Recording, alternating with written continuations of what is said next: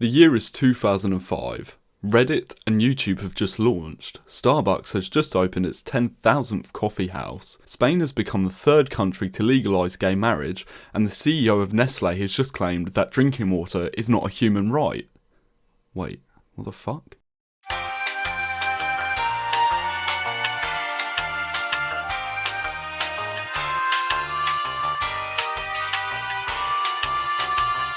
In 2005, a video surfaced online showing Nestle's former CEO Peter Barbecue claimed that access to drinking water is an extreme solution, arguing the fact that the water supply should be privatised, stating, "Water is foodstuff like any other, and like any other foodstuff, it should have a market value.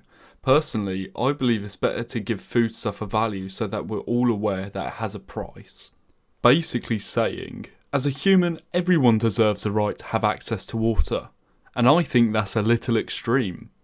This fits into what he said in his 2010 United Nations address concerning the then 8 million people without access to safe drinking water, where he said access to water should not be a public right. It seems like our friends at Nestle have a really weird kink for violating basic human rights, as back in 2005 they promised to stop using child slaves to harvest their cocoa beans. Which is weird because between September and December of 2014, the Fair Labour Association discovered that Nestle still used cocoa farms that had 56 child workers, 27 of which were under the age of 15. So you'll think that after being caught out by the FLA, Nestle would have gotten their shit together, right? Wrong. In 2021, Nestle faced a lawsuit in the US where 8 children came forward to say that they were used for slave labour on cocoa plantations. As a response to the lawsuit, Nestle said that the lawsuit does not advance the shared goal of ending child labour in the cocoa industry, and added child labour is unacceptable and goes against everything we stand for.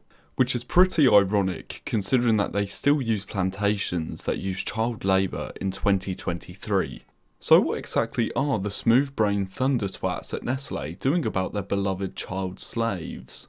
Well, you'll be pleased to know that on the 14th of February this year, Nestle has released a document that goes into deep detail on their plans to eradicate child slavery on their plantations.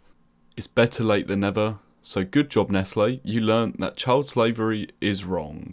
And as for you window licking reprobates, you need to sort your shit out.